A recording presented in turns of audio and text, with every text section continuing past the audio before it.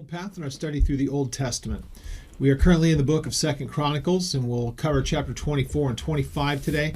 And one of the things I want to mention right up front, this is a really great kind of case study in this idea that we want to make sure that when we study the scriptures, it is just kind of a common thing that you'll see that as soon as we read something, oftentimes, especially among teachers, the way that they'll look at the text is almost as though it was written to our particular time. So the application part of it, what does it mean to us? And so instantly people will read the text and this is what we should understand and what we should read from it.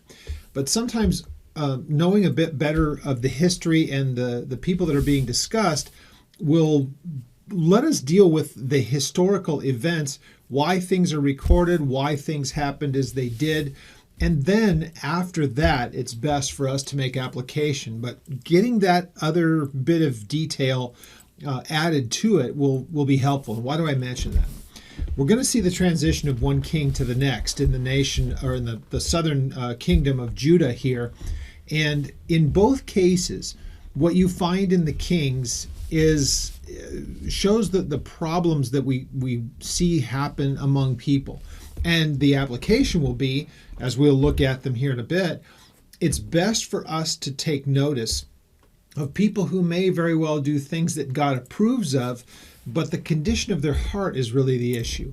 Also, the amount of influence that people have over them is also going to play a major factor into their decisions. So what this helps us to understand is that oftentimes things will be done with the head and not as much necessarily from matters of the heart. Importantly, the heart that is devoted towards God.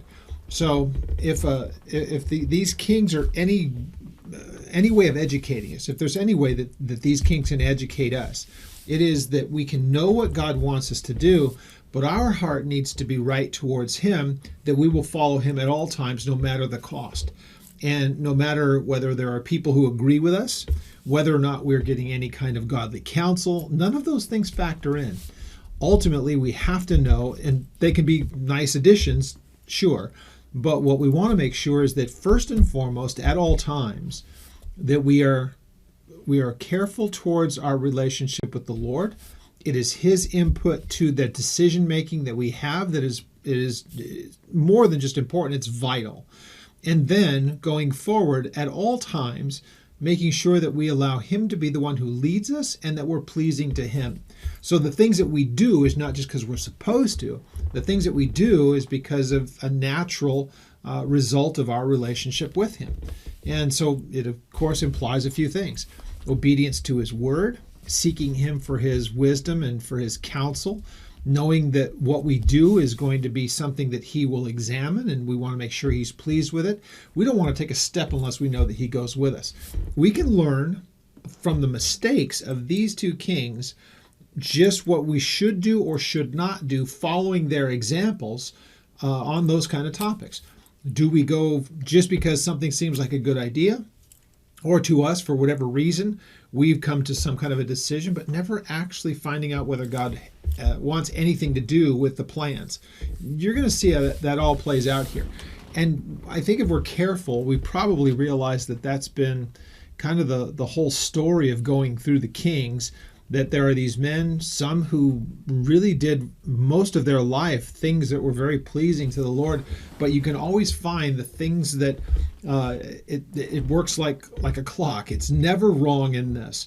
The men who will be right before God will make these wise decisions. When they fail, it is only because they had, for some reason at that particular time, stopped doing what God had wanted them to do or didn't consult with Him in the first place. Though their hearts were right, their planning and the way that they should go about doing things was all wrong. We don't necessarily have that here in these two kings. We have guys that would just kind of pay lip service to God in some ways, and in the case of the first of the kings here that we'll see, mainly it was because of a very godly influence that this man had. But very interesting nonetheless to take a look at these texts and to see where they lead us in our study of this period of time known as the Kings. primarily of the kings of Judah. So we get to chapter 24 today. So having turned there, let's have a word of prayer.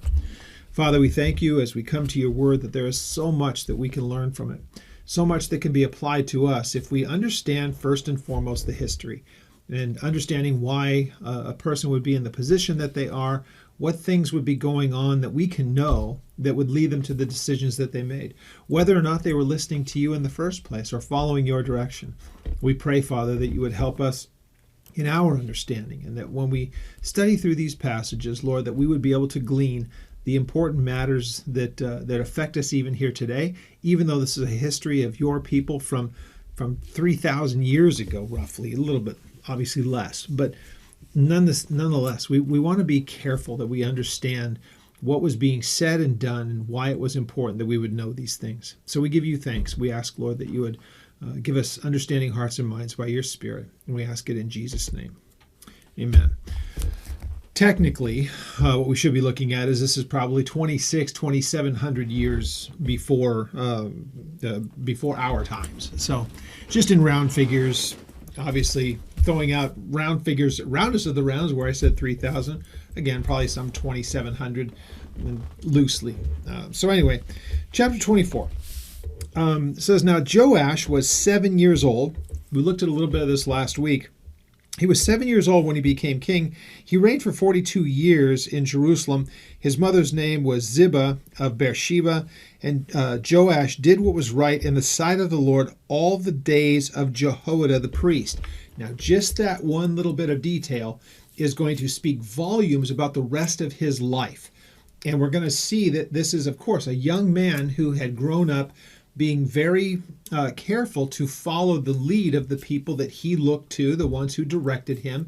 In this case with Jehoiada, a very godly man. In fact, when Jehoiada dies, you see that he is treated as a king. He's buried as along with the kings because of what he had done and how much of a blessing he was to the nation and how much of a godly man he was.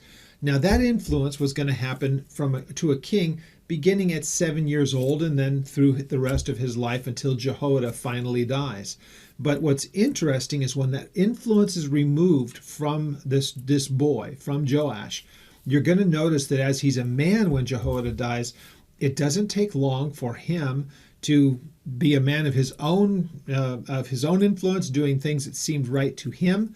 And we'll find out that those things were incredibly ungodly. So this is why I mentioned just kind of in the introduction before we started all of this, a man may very well be heavily influenced by the people around him, but at some point that person needs to stand on their own before God. And when Joash was asked to do that and left to that place, we'll find out that he was a miserable failure. So again, it's good to have influences. It's good that we want to be an influence on the people around us, the younger people. And at the end of the day, they must stand on their own 2 feet. All that we can do is hopefully give them direction and lead them. Let them know about the importance of, even in our absence at some point down the road, that they have to walk rightly and honorably before God.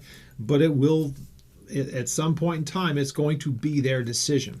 This is what we see, and this is how it's played out in his life. Now, verse 3.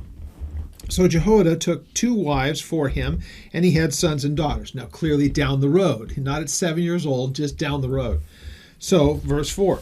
So it happened after this, that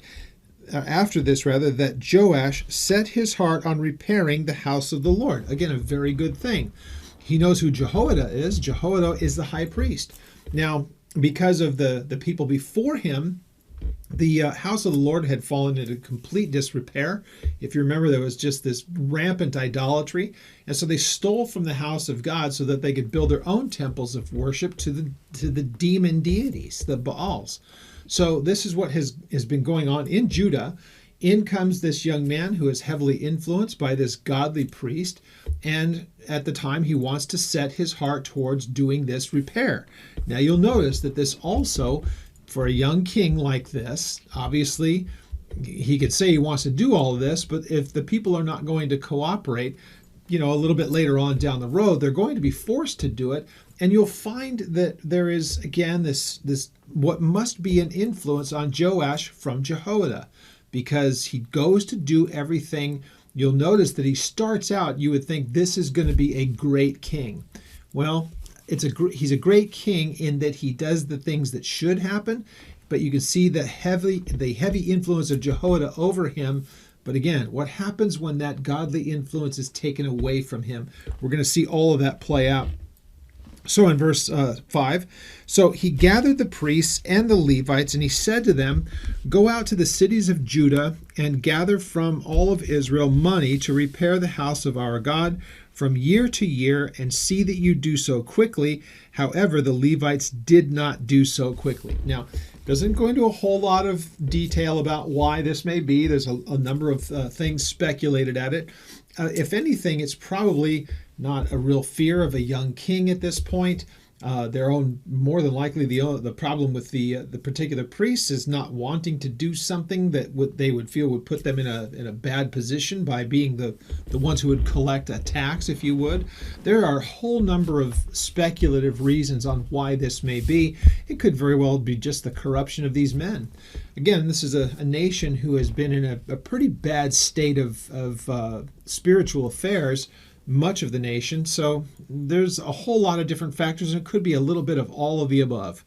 Well, it says here, they didn't do so. So the king called Jehoiada, the chief priest, and he said to him, "Why have you not required the Levites to bring from Judah and from Jerusalem the collection according to the commandment of Moses, the servant of the Lord, and of the assembly of Israel, the tabernacle for the tabernacle of witness?" Now we can go back to into Exodus and to the books of the law, and you will find that what they had was a place of offering that was to be done. God gave the direction of it, and so the tabernacle in the wilderness, as we think about it, when offerings first began to be offered to make peace between God and man, there was the appointed feasts and the offerings that would happen with that. But then there was the day-to-day work of the priesthood. So it took resources to keep the formal worship going. And so that would be done. Shekels would be given by the people, the temple shekels and all that. And so as time would go by, that would help to support the Levites. That would support the needs of the actual formal place of worship, in this case, the tabernacle, but by the time of the kings, the temple. But if there's no resource coming in, then the needs are not going to be seen to. Well, when God gave Moses the plan for the tabernacle, part of that plan was to make sure that there was some source of income, of resource that would come in and keep the Levites doing what they were supposed to be doing, and then making sure that all the needs of the temple and the upkeep of it was also taken care of. Well, that fast forwards these hundreds of years later, and now it's no longer the tabernacle moving from place to place. It's a permanent temple. But they had lost the idea that the people should be invested in the upkeep and the well-being of the temple itself and the support of the Levites. So here, the young king says, go and start to collect from the people what is needed to put things back into the place of repair. Well, that had not yet been being done. Now he asks of Jehoiada, why has this not taken place? This is what we are commanded to do by Moses. So if you stop right there and you look at it, you just think, great, is this a problem with the priest and only the king is godly? No, it's really nothing of the sort, because we're going to find that as we go through their lives, only one man can only go so far. So Jehoiada is never seen as having any kind of a problem of heart between he and the Lord. We will definitely see that with Joash as he gets older and as Jehoiada goes to be with the Lord. So at this point, if everything just continued on like this, it would be great. Joash wants to honor the Lord, or so it would appear. Now he wants to go back and start doing as the law would require them. That means making sure that they take care of the financial needs from the people coming to the temple and having a proper worship of God and proper upkeep of the temple and all of the people who served in it. So he wants this done. It's in accordance with the law of what God had told Moses. And it says here's the problem that had happened. Verse 7, for the sons of Athaliah, that wicked woman, They had broken into the house of God. They had also presented all the dedicated things of the house of the Lord to the Baals. So they ripped off the temple of God and took all the valuables and converted them over and gave them to the temples of these demon gods right there in Jerusalem. And this is why there was that need to do so. So he wants to go ahead and make the repairs, but there's no resource. And so because there's no resource, going back to the people at this point was something that the priests didn't really get going to do. Well, we see here in verse 8, so then at the king's command, they made a chest, and they set it outside at the gate of the house of the Lord. So a place for the temple support, the shekels that would be spent there, when people would come in for the proper worship and for being there for the sacrifices, everything getting back to the way it's supposed to be, they would begin to collect the funds, the tax, call it whatever you want to, but exactly as Moses had said, that they would bring these set denominations of coinage and money for the support of the temple and of the priests. Well, in verse 9, it says, so they made a proclamation throughout Judah and Jerusalem to bring to the Lord the collections that Moses, the servant of God, had imposed on Israel in the wilderness. So again, going back to Exodus, you can find it all there. It's pretty much, it's not a real inside knowledge kind of a thing. It's just, look, this is what it takes in order to make things function. Let the people have an investment in taking care of the priesthood and the people that would serve the Lord, because that was their full-time vocation, if you will, and then it's the upkeep of the tabernacle at Moses' time, and so there the temple after the dedication of Solomon. So remember, there's a lot of kings that have happened since the time of the dedication of the temple. David would have still been alive when it was being built. Then it's into Solomon, but then look at the generations that had followed. Were several kings, or a number of kings, into this process, but it had already fallen into this state of disrepair. It's pretty amazing when you stop to think about it. So, and let's remember one other thing too. The money being collected here is not because the Levites didn't have what they needed to exist. At least that's not what we're told. The problem is that the house of God is a mess at this time, and they want to do the repairs to it. So, verse 10. Then all the leaders of the people rejoiced. They brought their contributions, and they put them into the chest until all had been given. And so it was at that time, when the chest was brought to the king's official by the hand of the Levites, and when they saw that there was much money, that the king's scribe and the high priest's officer came, and they emptied the chest, and they took it, and they returned it to its place. And thus they did day by day, and they gathered money in abundance. Now, there are a few things that you could take away from this, and why is it that something that had not been being done and everything around you, the evidence of it was, look at the condition of things. And instantaneously when they say, well, wait, this is what's supposed to be done, as Moses said. Now, clearly, this had to have gotten around not only to the priesthood, but to the people as well. We would assume, and again, it's not said here, but it kind of gives the impression this would be everything at once. If they're needing money, then of course it's because they want to do something in the temple. If they're wanting to do something in the temple, it would mean that they want to get things back away from the idolatry and back to the proper place of worship. That would have a resulting effect in the people.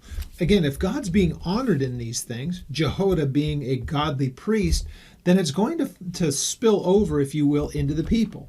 And if the people have that sense of, if you will, kind of revival, then they're going to be engaged in it. But more importantly than all of that, God prospers the work. And as far as not having any lack of resource, if they will do as they are told to do, implementing the funds for it and having people engage in it and doing the right and proper worship, God's going to be pleased, and there wouldn't be any kind of a lack. So everything seems to be hitting on all cylinders at this point. Everything looks good. This is how it should be. And there's nothing here that gives any impression that it's anything other than authentic and that God's really honoring it. The problem is about to happen, that the king's heart is going to be manifest when he has to stand on his own. So let's look. Verse 12. The king and Jehoiada gave it to those who did the work of the service of the house of God. They hired masons and they hired carpenters to repair the house of the Lord. Also, those who worked with iron and bronze to restore the house of the Lord. And so the workmen labored, and the work was completed by them. They restored the house of God to its original condition, and then they reinforced it. So its original condition, this is the Solomon temple here. So what that means is that everything that had happened under Solomon, to whatever extent that the disrepair had happened, they put it there and then some. So the reinforcing of it, just simply the best way to understand it is that they did everything that they needed to do to bring it back to Solomon's, and then whatever was over and above that, that's what was done. We don't get the particulars of what that even means. Just reinforce means that they augmented whatever it may have seemingly lacked. But putting it back to the way that Solomon had it is what's in focus here. So they labored, the work was completed. Verse 14. And so when they had finished, they brought the rest of the money before the king and Jehoiada, and they made from it the articles of the house of the Lord for the serving, the spoons, the vessels of gold and of silver, and they offered burnt offerings in the house of the Lord continually all the days of Jehoiada. So here's now the second time that we've seen that phrase. So here's the two things that have happened. Look at what we saw in verse 2. It says that Joash did what was right in the sight of the Lord. And here for how long? All the days of Jehoiada. Now here for the second time, verse 14, they offered burnt offerings in the house of the Lord continually all the days of Jehoiada. So what that tells you is very subtle, but it's still pretty easy to see if you're looking for it. All of this revival and all of this really good work was done during the time of Jehoiada. So God prospers the work. Jehoiada is the right man for the position. He's the chief priest and he oversees all of these things. And this is a man who is right before God. To whatever extent he had, probably the older that Joash got, maybe the less of it was. But as a 7-year-old boy, it's Jehoiada who is really leading Joash, and these things begin to take place. But I don't know about you, but I read this, and this is, there are times that I read through this history, and I don't know how else to say it, but it kind of makes my heart hurt. In that here are God's people, and they have every conceivable option and opportunity, and yet when left to their own devices and taking their eyes off the Lord, they will fail every single time. I see the same thing in the church. It's the same situation that now we've seen churches kind of devolved into just these factions, I guess you can call them, within Christianity. Many of them don't even care what the scripture has to say. They just have their own little kingdom in their churches. And it's just about here and now. It's not looking at anything that is of future matters. It doesn't even look to the matters of salvation and genuine faith. It's just become almost like an assembly place for whatever reason. And they pay lip service to the things of God. So I guess you could say, even at that point, nothing's changed. The heart of man that is not regenerated by the Spirit of God is completely dead in sin and trespass, and they can involve themselves in whatever they want to and call it whatever they want to. It's just not genuine faith. Well, this is what was seemingly happening at the same time, and we'll see the evidence of it right here. Look at verse 15. So Jehoiada grew old and was full of days, and then he died, and he was 130 years old when he had died. That is like super old at this time. So God kept him in place for reasons that God would be able to say. Why did he live so far beyond what most people do? Again, all kinds of speculation, but this is a very important time in the history of Judah. As we're going to see, we're getting towards the latter part of this book, and we're going to move through the rest of the history of the kings of Judah pretty rapidly, considering. So he grew old. He was 130 when he died. Now, they buried him in the city of David among the kings. And why is that? Well, it says here, because he had done good in Israel, both toward God and toward his house, the house of God. Not his house personally, but the house of God. So that tells you that one was inward, one was outward. So he did things right because he was honorable before God, and it reflected in the house of God in the way that that everything was carried out there. As he was able And as there was a cooperative, if you will, king and resources, he was going to do what was right and honorable before God. God honored that by giving him long life. And at that time, it was obviously to the benefit of the people there in Jerusalem and Judah as the king, as a kingdom. Now look at this. Now, after the death of Jehoiada, the leaders of Judah came and they bowed down to the king, and the king listened to them. Now, nothing in that gives the impression that anything is bad, because we would just want to hope, well, Jehoiada's gone, but there are going to be people like him. Now, it doesn't say anything about priests. It just says that these leaders, or these people unnamed, are the ones who came to him and they got in his ear and he paid attention to them. Now, he's been conditioned and used to having influence around him. This kind of gives the impression that he's not used to having to stand on his own. Even though he's a king, doesn't seem to stand on his own, especially in the godly matters, because these people are able to infiltrate, and it's going right back in the direction that it was going in when he became king. So for all of what he did under the direction of Jehoiada, once Jehoiada is taken out of the scene, in comes the bad people, and in comes the bad bad governance at the hands of this king. So, therefore, he left the house of the Lord God of their fathers, and he served wooden images and idols, and wrath came upon Judah and Jerusalem because of their trespass. Yet, here's this yet. Before I read this next verse, he instantly is influenced by the people who are the complete opposite of Jehoiada, and he's immediately brought back into idolatry. And God this is a time when we see it happen all the time, that there is anger as far as God is concerned, not as though he didn't know what was going to happen, but that simply means that God is taking notice of it, and it is something with which he is not pleased, and wrath is going to ensue. So it's just this never-ending cycle.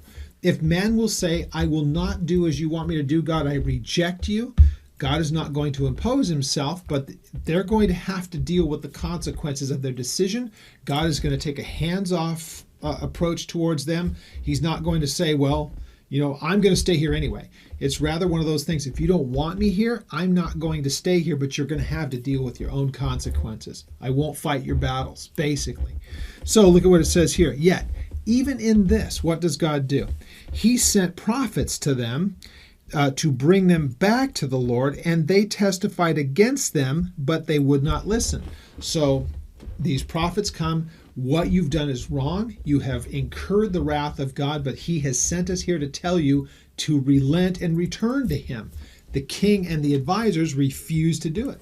So I don't think any of us needs to look any further than this and go, we know how this is going to end. Well, let's read on. So the Spirit of God came upon Zechariah, the son of Jehoiada. So you would figure if anybody could have the ear of the king, it would be Zechariah, because he's the son of the man who led Joash as a youth, and one who was there giving him advice and walking in the ways of God and doing things rightly, and the nation prospered. So if there was a person to be able to get through to Joash, this would be the guy. This is Jehoiada's son. Here's the guy. So Zechariah, the son of Jehoiada, the priest, who stood above the people, and he said, Thus says God, why do you transgress the commandments of the Lord so that you cannot prosper? Now, notice that. There's no prosperity in the country, and we're not just talking financially. We're talking about every conceivable way that God would not prosper, God would not bless, God would not continue his hand being upon the nation if they were going to choose this course. So Zechariah wants to make sure. Why do you provoke him? He will not prosper you. Again, by implication, as he has to this point, don't expect it to continue. That's what he's telling them. So, and what's the cause of this? Why would you not prosper? Well, because you have forsaken the Lord, so then he has forsaken you. You started this, now this is what he is going to do. So they conspired against him. This is one of those things. We have a term in English here in the United States about, shooting the messenger. We won't listen to the message, so shoot the messenger. This is basically the same thing. Let's remember, this is how blinding sin and wickedness is. It's not just that the person is rejected, but it is the person who has sent the messenger in the first place.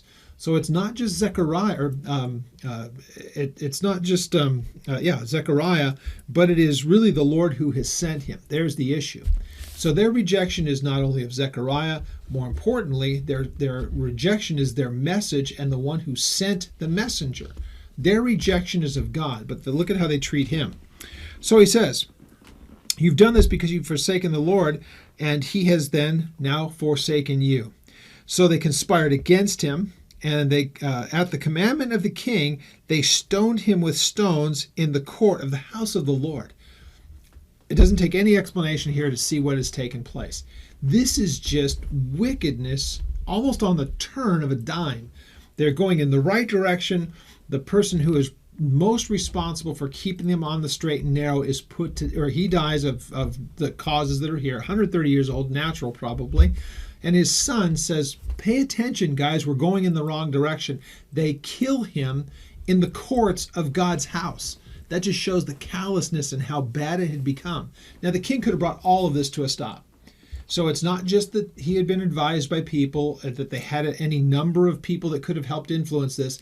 He just rejected it all, and he didn't do anything to fix it. Verse 22, Joash the king did not remember the kindness of Jehoiada, his father, which his father had done to him, but he killed his son. So he doesn't even remember the kindness and the direction that God gave to him through Jehoiada. He didn't remember any of those things, and it didn't have any influence on how they treated Jehoiada's son.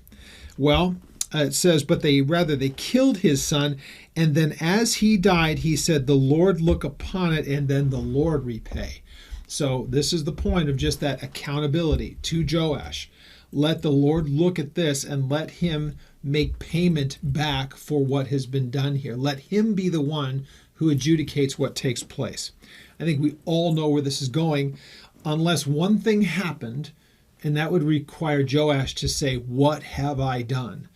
And come to a place of total brokenness and repentance before God and seeking forgiveness and restoration. Joash's days would be numbered and it would be violent. That's what we know. It would take an absolute change on the most holistic of ways, every single bit of it, that Joash would have to come to a completely different decision. Well, so it happened in the spring of that year that the army of Syria came up against him, and they came to Judah and Jerusalem, destroyed all the leaders of the people from among the people, and he sent all their spoil to the king of Damascus. So there's your answer. Had he done what he was supposed to do at that point, it was a turning point. Jehoiada dies, his son confronts him on his wickedness, they kill him, and he has no change of heart in this. He continues on his path. What does God do? Uses the godless people of Syria to come and judge. Look at this, verse 24. This is interesting. For the army of the Syrians came up with a small company of men, but the Lord delivered a very great army into their hand because they had forsaken the Lord God of their fathers, and so they executed judgment against Joash. So will God use the ungodly to judge his people? In this case, he did. And when I say his people, they are his people by their nationality and by their heritage. Certainly not godly people in Joash's case. This man was rebellious and idolatrous and wicked by this point. So, will God allow something like the pagan, evil nation of Syria to come and execute judgment against God's, the children of Israel? In this case, absolutely. But remember, there's a reason why. None of this had to happen. And notice what we hear, that it was Syria who was the inferior force, and Judah, which was the superior, didn't matter. And this is such a change of direction, because that means that God was in judgment coming against his people as he had come against other people on behalf of Judah at other times. And really the only difference in those stories, think about what it was under Jehoshaphat. Under Jehoshaphat, it was in the hundreds of thousands of the army that came against him, but he didn't even have to lift a finger, nor did his army. God put such confusion on those people that they destroyed themselves. Okay? So Judah would have been wiped out under normal circumstances. They won without even having to fire a shot, if you will. Yes, I know they weren't firing shots then, but you get the point. Here it is totally an opposite. Syria comes against them with an inferior force, but God confounds his own people and he judges them because of their wickedness, and he uses a wicked nation to do so. We just need to remember that this is, again, God will not interject himself every time, especially when people who should be godly do ungodly things. They're going to be left to their own resources. So, verse 25. So when they had withdrawn from him, for they left him severely wounded, his own servants conspired against him because of the blood of the son. Now that may very well be speaking of Zechariah. Some translations have it sons, so there may be other ones, but we know Zechariah for sure, the son of Jehoiada, was put to death. So it says, so they killed him on his bed, and he died. And so they buried him in the city of David, but they did not bury him in the tombs of the kings. That's telling. Think about how this chapter started with him doing such good, godly things under the tutelage of a very godly man in Jehoiada, and yet when he was left to himself, he was easily manipulated. It's a sad thing that we would think that he was manipulated by Jehoiada. I don't believe you can manipulate somebody to do godly things. He looked at Jehoiada as a person that was worthy of his respect and honor, and he did the things that Jehoiada had led him to do. But it also shows, I think to some extent, that this is a man who never did these things out of his own heart. He did it by direction. That's how he was so easily swayed the other direction. This was a man who never did these things because his heart was right before the Lord. His actions may have been at one time, but that was because of the influence that there was over him. So, listen to this. These are the ones who conspired against him. Zabad, the son of Shemaeth, the Ammonites, so a person from Ammon, modern-day Jordan, okay, not of the children of Israel, and of Jehozabad, the son of Shimerith, Moabites. So below the Ammonites would be the Moabites. So again, non-Jewish, non-Hebrew people, not of the children of Israel, people that should have not been there in the first place, though God used them to bring about judgment on Joash. You still had people that were from outside of Israel who were able to get close enough and kill a king of Judah, though that king of Judah was wicked. Just think through all that stuff and you just go, how far had they fallen that these things could have happened? And it all comes down to their disobedience of what God told them to do in the first place. Pretty heavy stuff when you think about it like that. Chapter 25. So, Amaziah was 25 years old when he became king. This is the son of Joash, one of the sons. And he reigned for 29 years in Jerusalem. His mother's name was Jehoadan of Jerusalem. And he did what was right in the sight of the Lord, but not with a loyal heart. So, we look at the last king, a person who did the things that he did more than likely because he was very easily influenced. That too was a problem with the heart. Now, here the person who follows him, a son of that last man, a son of Joash, now in this case Amaziah, is a man who is just like his father in that he did what was right in the eyes of the Lord, but he didn't do so with a loyal heart. He did it because it seemed like the thing that should be done, but we'll see by his actions there's a way of doing things just because you're supposed to, as opposed to doing them because you genuinely have a heart towards the Lord and want to be pleasing to him. So we'll see how just that part of verse 2 helps us in our understanding with why he does the things that he does. So it happened as soon as the kingdom was established for him that he executed his servants who had murdered his father the king. However, he did not execute their children, but he did as it was written in the law of the book of Moses, where the Lord commanded, saying, the fathers will not be put to death for the children, nor will the children be put to death for the fathers. A person will die for his own sin, taken from Deuteronomy 24:16. So, important for us to recognize what we read here. There is this almost the paying of lip service. I'm glad that he did what he was supposed to. It was the godly thing to do. It's fine if a person has done what they should not have done. Was Joash worthy of death? Sure. Did God allow it? Yes. Was there going to be consequences for the people who did it? Sure. All the above. Now, what he did, still in compliance with Deuteronomy, He didn't kill the children, and that had been being done in recent history. You just wipe out everybody that's left that could possibly in any way be any kind of a rival to you, though they were not guilty of anything. They were just murdering them. So at this point, you deal with the people who had done what would be a capital offense, but you don't do that to their children. They are not the ones who had brought the offense. Okay.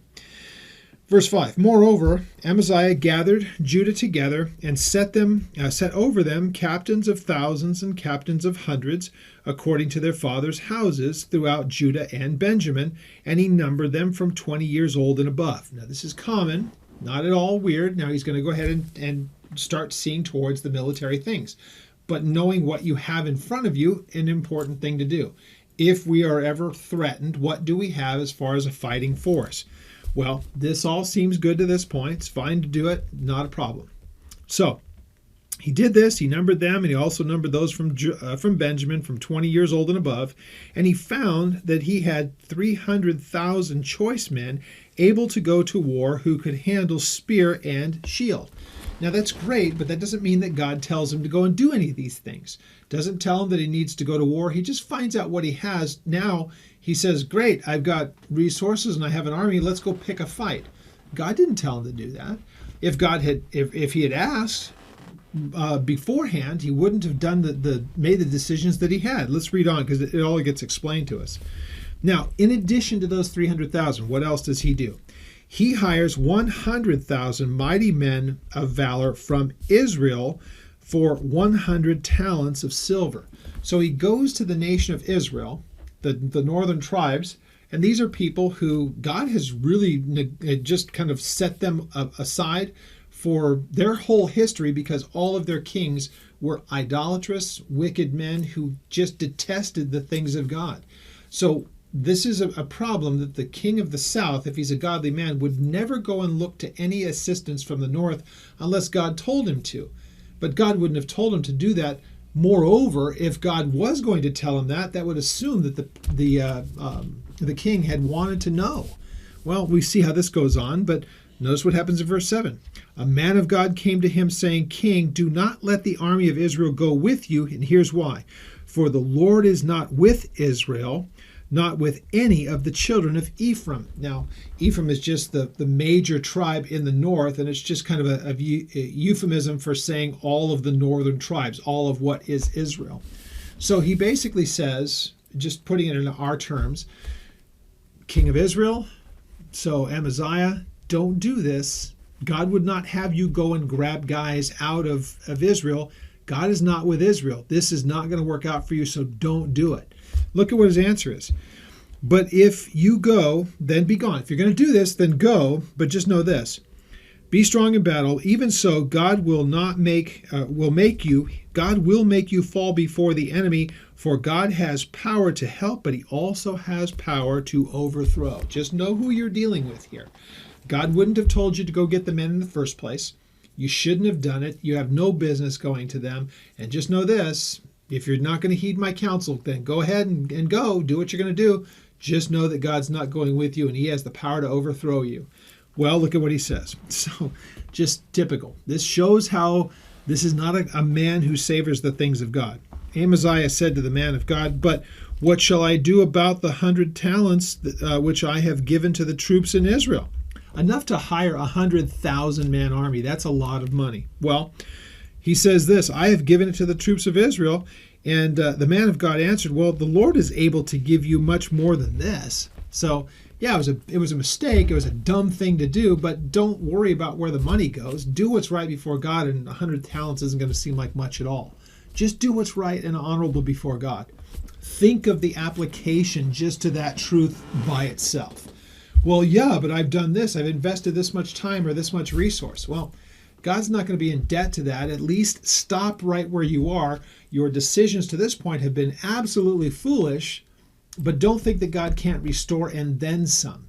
Do what's right and honorable before God and let Him make up that difference. Well, what we also find is that there's more to this, because he would want to make sure a king who cares about such things, especially if God is speaking, would say, well, okay, great, I might be out the money, but is there anything else that I should know? because this group of people that he has hired is going to take it personally, and look at what it's going to end up causing. So, verse 10, Amaziah discharged the troops that had gone, or that rather had come to him from Ephraim to go back home. Therefore, their anger was greatly aroused against Judah, and they returned home in great anger. Well, that's pretty bizarre when you stop to think about it. They took it personal, but they were rich. They had been given a large sum of money. Well, was it that they felt slighted? Why were they so angry? I mean, who would want to go to war with the potential of dying? Or these are just bloodthirsty people and thought, great, let's go kill someone. Just it kind of gives you an idea just how wicked and horrible that the north had become. Look at what they do after that. So Amaziah strengthened himself in verse 11, leading the people. He went out to the valley of Salt, and he killed 10,000 of the people of Seir. So once again, this isn't something that God asked him to do. He just did it. So the people of Edom, think about where the Dead Sea is, and think kind of to the southeast of that. That's where we believe the Valley of Salt is, but it's right there in the kingdom of Edom. And so he goes to war, and he actually wins this war. So God didn't tell him to go that we have reason to know. Certainly, God was not involved in the planning, because God wouldn't have had him hire those men. Because look at what they end up doing. So it says, and also I believe that part of why God judges and why God allows Judah to get plundered is what we're going to read here in verse 12. This is totally ungodly, not the kind of thing he would want them to do. The children of Judah, they took captive 10,000 men alive from this slaughter in the Valley of Salt. And it said they brought them to the top of the rock, wherever that is, and they cast them down from the top of the rock so that they were dashed into pieces. And that means exactly what it says. I'll just be a little bit graphic with this, but if you throw people off of a cliff and they start to hit rocks, they will break in pieces. And the kind of carnage of that is almost unimaginable. To happen once is bad enough. To happen 10,000 times, God would have never told him to do such a thing. And so the idea of just killing captives and doing it that way didn't tell them that they were supposed to take them as slave and take them back there. You can defeat an army, but you don't have to do this level of cruelty. God would have nothing whatsoever to do with this kind of sickness. So look what happens in verse 13. As for the soldiers of the army, which Amaziah had discharged, so that they would not go with him to battle, they raided the cities of Judah and Samaria to Ben-Horon.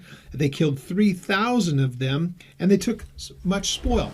So on the way back, nobody watched, nobody supervised. The king is more concerned about going into Edom and winning a war, and then having this incredible cruelty. So let's just stop everything right here and just say, imagine if all of this stuff God was involved with. And if God really wanted him to go to war with Edom, here's how it would have sounded. Then it would have been that Amaziah would have gone to God. There's a thing happening in Edom. Lord, do you want me to have people go there? Yes. If that's the case, God wants him to go, then that would have been the answer. Do I go and look for help from other nations like Israel? God would have said, no, don't want you to spend your resources, and I don't want you to have anything to do with Israel. Well, what about our forces versus theirs? God's reply, because we've seen this so many times, I don't have to make this up. This is how God's done things in the past. If God's going to send them to war, he's going to make sure that they are victorious. All of this assumes that the king would be right, and that the king would be honorable, hearing from the Lord, and it's the Lord who is putting everything in place. If all of that's in place, God could have told him to go to Edom. He wouldn't have had the problem with hiring the people and then firing the people of Israel. Wouldn't have had to worry about their plundering and killing 3,000 of his citizens. All of this is so out of control because of a man who might do some things that looked right, but he didn't do it based on having a heart that was right and loyal before God. So you see the problem here? It really, on the application side of things, has to make sure that we don't call ourselves Christians just because it's a title. We want to ask ourselves a much deeper question than that. Do I call myself a Christian because I identify with the person of Jesus Christ? I know what he has spoken. I know what he has said. I have his word. It has a lot of information for me, tells me what I should and should not do. Am I obedient to that? Am I dedicated to my Savior, the one who saves me and loved me, who has saved me and loves me? If I can answer those kind of questions, well, that is when you start to have the clear indication that you are a Christian, not because it's a title, but it's because of a position. It's who you are in the person of Christ Jesus. I'm a follower of him, and the proof of it is in my obedience to him and his activity in my life. So we can understand the difference between what we might call ourselves with our own mouth, but does our own life, does our own heart, does our own mind, does our own walk with the Lord reflect what it is that we say with our mouth? This guy could say, I'm a king of Judah.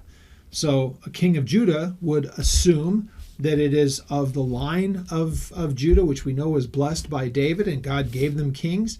Doesn't mean that they're like David. They're just from the same tribe. So each individual, I don't care where you come from, I don't care what your family was like, could be great, could be awful. None of that matters. Every person needs to stand on their own before God rightly, or they will be judged.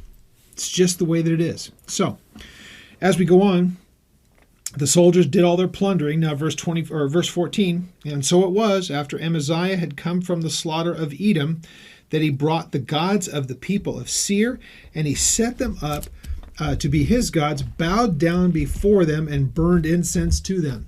So again, he did these things early on, seemingly doing things that he should have been doing, but he was not right as far as God in loyalty of heart. How do we know that? We're seeing it right here.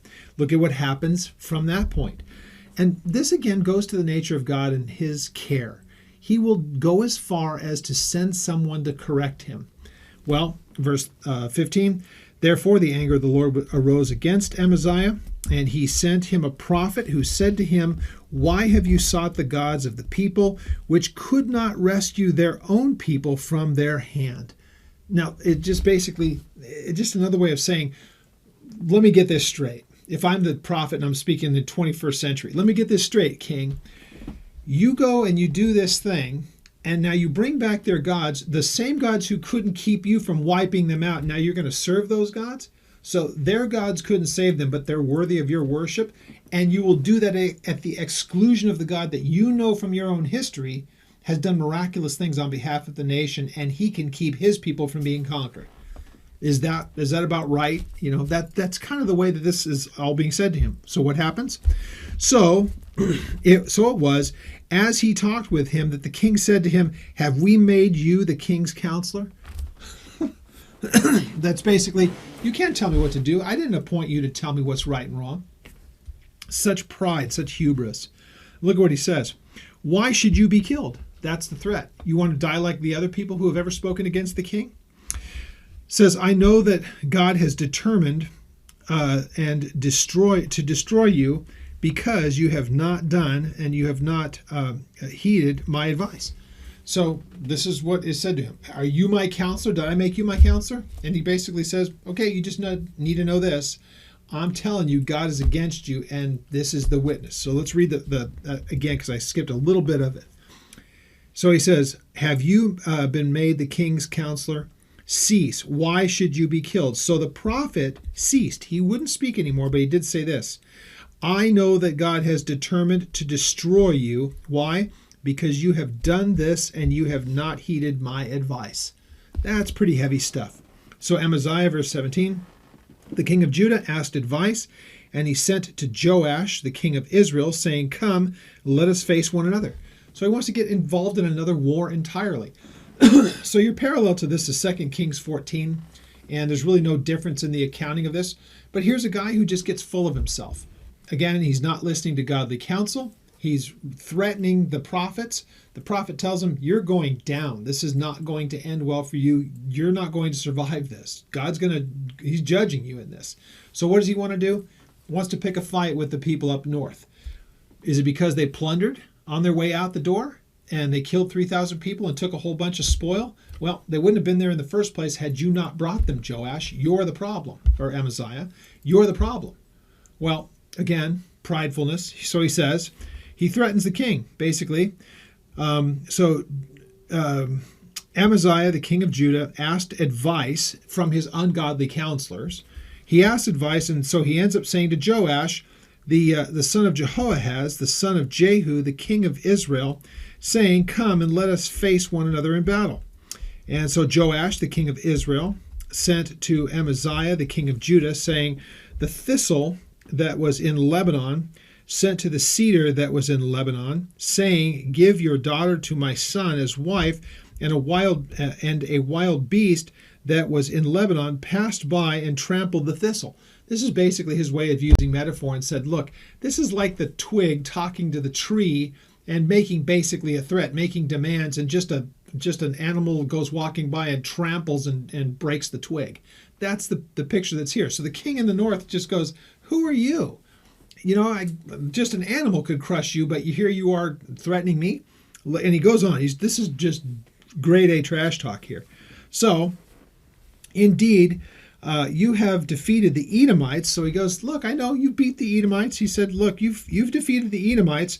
So let your heart be lifted up and boast. Just be satisfied with this. Stay at home now. Why should you meddle with trouble that you should fall, you and Judah along with you? But Amaziah would not heed, for it came from God that he might give them into the hand of their enemies, because they sought the gods of Edom. So in place was God allowing him to do this. This was of the Lord. He's not going to intervene. He's not going to stop. He's going to let these people with their pridefulness consume one another.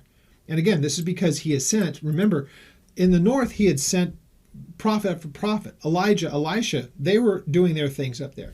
In the south, we've already read about the prophets coming and saying, why are you doing this? Well, in this case, when everybody is ignoring God, he's basically saying, hands off, you guys have at it. I'm not going to intervene. Well, this was of the Lord. So he would not heed, verse 20, for it came from God that he might give him into the hand of his enemies. So Joash, the king of Israel, went out, and he and Amaziah, the king of Judah, and they faced one another at Bet-Shemesh, which belongs to Judah. Bet-Shemesh would be below Jerusalem, a little bit to the east and then to the west. The south and then to the west. So Bet-Shemesh is the area around where Samson would have done the things that he did in all of his fighting with the Philistines. This is when the ark was brought back from the Philistines. It made it up into the area of Bet-Shemesh. So this is coming up from the south as you're going towards Jerusalem. This is not in Jerusalem where this fight happened between Israel and Judah. So it happens at Bet-Shemesh. So Judah was defeated by Israel. Every man fled to his tent. And then Joash, the king of Israel, captured Amaziah, the king of Judah, the son of Joash, the son of Jehoahaz, at Bet-Shemesh. And they brought him to Jerusalem, broke down the wall of Jerusalem from the gate of Ephraim to the corner gate, 400 cubits. So they take the king of Judah back with them, and they go and plunder the temple. They break a hole in the wall around Jerusalem, but they will leave Amaziah there. You're going to find out here in just a moment. They leave him there, but they take everything. So, verse 24, they took all the gold and silver, all the articles that were found in the house of God with Obed-Edom, the treasuries of the king's house, and the hostages. They returned to Samaria. So they left Amaziah there. We see in verse 25, the son of Joash, the king of Judah. He lived for 15 years after the death of Joash, the son of Jehoahaz, the king of Israel. So the one who defeated him goes back to Israel, and for another 15 years, this man is having to live with all of his failure there in Jerusalem. Now, the rest of the acts of Amaziah, from first to last, indeed are they not written in the book of the kings of Judah? And after the time of Amaziah, when he had turned away from following the Lord, they made a conspiracy against him in Jerusalem, and he fled to Lachish, but they sent after him to Lachish, and they killed him there. They brought him on horses. They buried him with his fathers in the city of Judah. So again, what a horrible way for the life of a king of Judah to end. It's not what God would have intended, but God never would have intended for this man to be so rebellious to begin with. So just really, really interesting to watch how this stuff works through.